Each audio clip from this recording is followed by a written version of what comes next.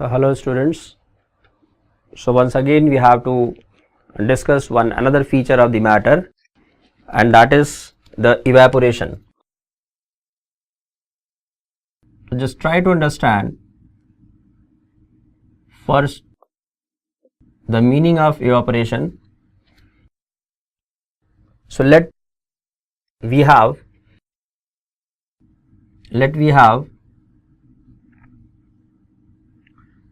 this a metallic piece. Let we have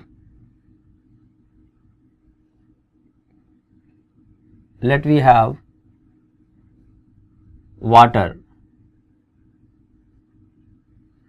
and let in another container we have petrol. Let the mass of metal, water and petrol is same. At time t is equal to 0 means initially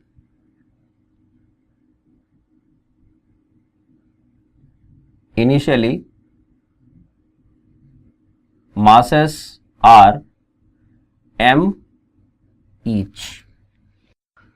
Now after some times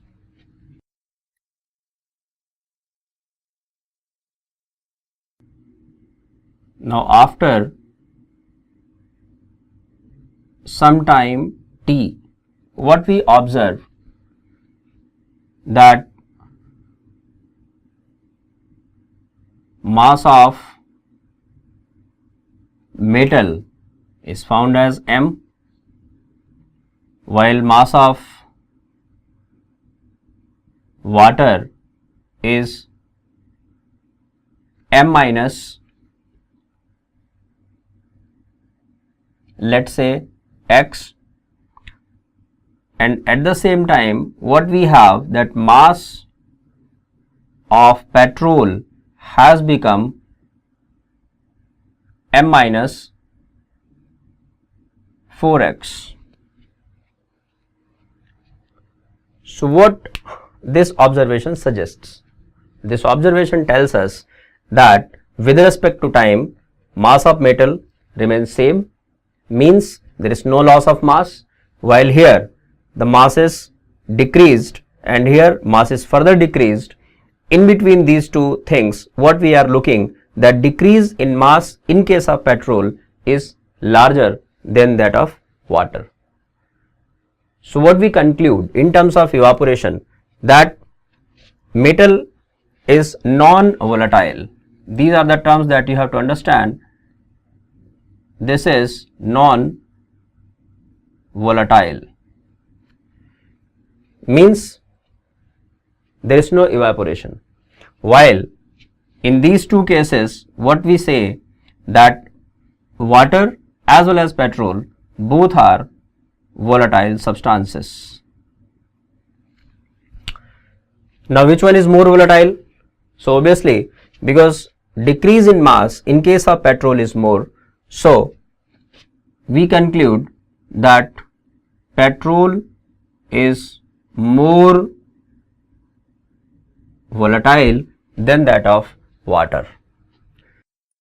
So evaporation sometimes happens, sometimes it doesn't happen. So when evaporation happens, means what? That particular substance under consideration is volatile. When there is no evaporation, then what we say, that substance under consideration is non-volatile. So anything which evaporates is volatile. We can say like this. Now volatility is further related with various other terms and various other features. Anything which evaporates, the surface of that becomes cool. So this is again a very important feature, a very important characteristic of the volatile substances, that they left the surface cooled, and that is the principle behind the formation of coolers that we use in the summers. So evaporation we use in the daily life also for the sake of our convenience. We utilize these scientific facts to make our life simpler and comfortable. So here I would like to connect the volatility with the boiling point. So anything which is more volatile means tendency of evaporation is more. More volatile means tendency of evaporation is more, and that means its boiling will be easier, because boiling is also the conversion of liquids into the gases. So more volatile means the boiling is easier. This implies that boiling is easier, and if the boiling is easier, that further implies that obviously the boiling point will be lower. So now you can conclude one important aspect one important difference between the water and petrol, that boiling point of petrol definitely should be lower than the boiling point of water. Yes, this theoretical conclusion is true practically also. The rule is that anything which is more volatile will be always of lower boiling point. Their boiling will be easier. That further you can connect. There are various questions in the competitive exams as well as in the CBSE boards that that connect various aspects, various properties of the things to fabricate a particular question. So let's say there is a question that what will be the relation between the boiling points of water and petrol. You can connect easily that boiling point of petrol is lower than that of the water. At the same time, somebody may ask that what is the relationship between the interparticle force of attraction in water and in petrol. So just think about, and you realize yourself, you will get yourself that if the interparticle force of attraction is greater, obviously the volatility will be lower, the tendency to evaporate will be lower. So we can conclude from this point that yes, in case of water, the interparticle force of attraction will be greater, and yes, it is true. Here, if you consider these three examples together, then again the same thing, the same result we are again concluding, that since here the volatility is 0, that means here the interparticle force of attractions are largest. Yes, it is true. In case of solids, in case of non-volatile substances, the interparticle forces of attraction are quite large, and that is why molecules do not have tendency to leave their surfaces, to leave the bulk. They remain in that, and therefore they do not undergo evaporation. So evaporation where happens, that we have got when the interparticle force of attraction is moderate or interparticle forces of attraction are weaker, then evaporation happens, and therefore evaporation usually does not take place in case of solids. The evaporation is usually the property of liquids, and among them the liquids having the greater force of interparticle force, they have less tendency of evaporation. The liquids have less interparticle force of attraction, they have greater tendency of evaporation, and this tendency of evaporation further connects itself with their boiling points. So therefore you have entered into a very important part of the physical behavior of materials, that you are getting these ample of terminology, ample of terms with their physical meanings. So what the boiling point is, what boiling is. So I told you in the earlier class that boiling and melting, both of them are the release of interparticle force of attraction. Similarly, you have to understand, you have to connect these thoughts together, and that is the development of the subject. Until and unless you are not able to connect these terms with the physical world, you won't develop the strong fundamentals of the subject. So you must try to understand the terms and you must try to connect them with the actual daily life. So these are the terms which are very much used and which are very much useful to our various ways in which we make our life comfortable. So I'll give an example that is very much known and very much frequently used in our houses and anywhere else, that is the device of cooler. So what coolers are and how they work. In the coolers, you know that water is pumped, it comes down through a particular net, and therefore the surface area of water enlarges manifold. Why we increase the surface area? Because evaporation is directly proportional to the surface area. Just have the example. You have seen every day that our clothes after the cleaning, they are spread in the sunlight. Why they are spread? Why we do not keep these clothes as such? So the spreading of the cloth increases its surface area and therefore evaporation becomes manifold. So the rate of evaporation increases and therefore drying of the clothes becomes faster. So this is one more aspect of the evaporation, that rate of evaporation is directly proportional to the surface area. So for that purpose, what we do in the coolers, first water is pumped, then it comes through the net. In the net, the surface area of water increases, therefore rate of evaporation increases. When it evaporates, there is a cooling effect on the surface from the water molecule has left. So from where this cooling effect comes? So this you have to understand. This you have to understand. The very first you understand the conclusive remark that on evaporation,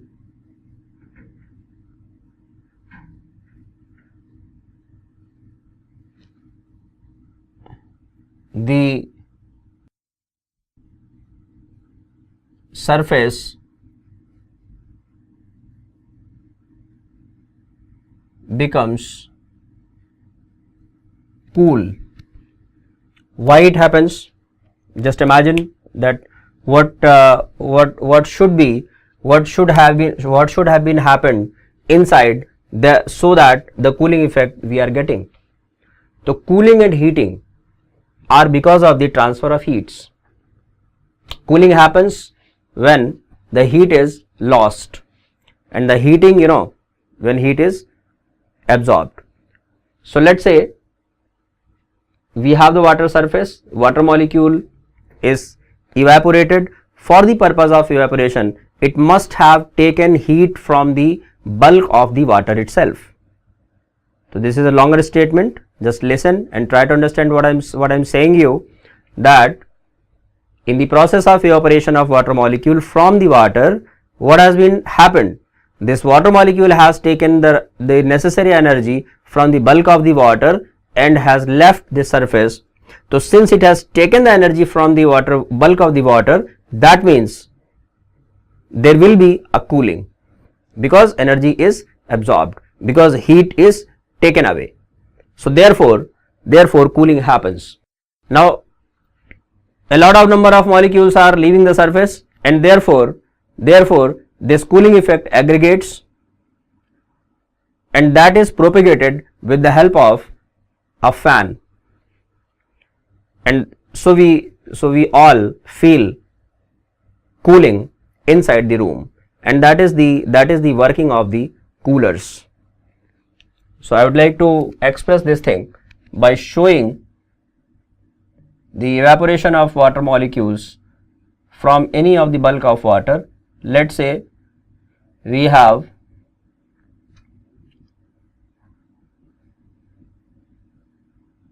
water filled like this, and now here the molecules are leaving this surface like this, surface like this, they are leaving by taking the required energy, from the bulk of the water. So therefore this surface becomes cool in comparison to the previous temperature. Its temperature becomes down, its temperature becomes less. So that creates the cooling effect. So that we use in the formation, in the fabrication of the coolers. So this is the device which is simply the application of this evaporation. When evaporation happens, the surface becomes cool. This cooled surface is propagated with the help of fan, and therefore it works. The similar example also, that is, now it has become uncommon, but yes, still it is, that when we keep water inside an earthen pot, then it is the experience of the daily life that it becomes again cool. So how this happens? This again because of the evaporation. The earthen pot has infinite number of pores. From the pores, the water comes out at the outer surface. It evaporates because it is exposed to the air, to the atmospheric air. It evaporates from there. By the evaporation, at the surface cooling happens, and therefore water inside the earthen pot becomes cool, and that we use. And when refrigerators were not that much of common, it was a regular practice and common practice in the households to take the cooled water. So this all because of the feature of evaporation. One thing you have to understand at this moment, that evaporation is something different from the boiling. You cannot say that evaporation is boiling or the boiling is evaporation. See, evaporation happens at any temperature. You know that that there is evaporation from the ponds. There is evaporation from our clothes in all the seasons, day and night, continuously for 24 hours. Evaporation never stops, but at the same time you cannot say that boiling is happening, because boiling is something different. Boiling point is the temperature at which the in the last lecture we have shown you that at boiling what happens, the liquid and the gaseous state comes in equilibrium. So that particular state becomes boiling. Evaporation happens at every time, but boiling is a certain specific phenomenon that happens when the liquid and the gas becomes in equilibrium. So do not confuse with the boiling and evaporation. We can say that evaporation is not the boiling. So one more important conclusion that we have, that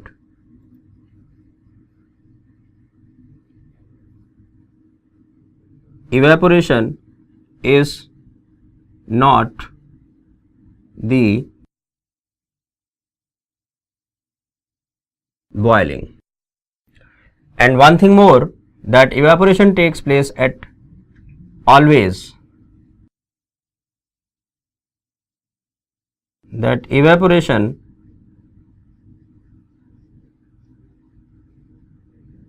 happens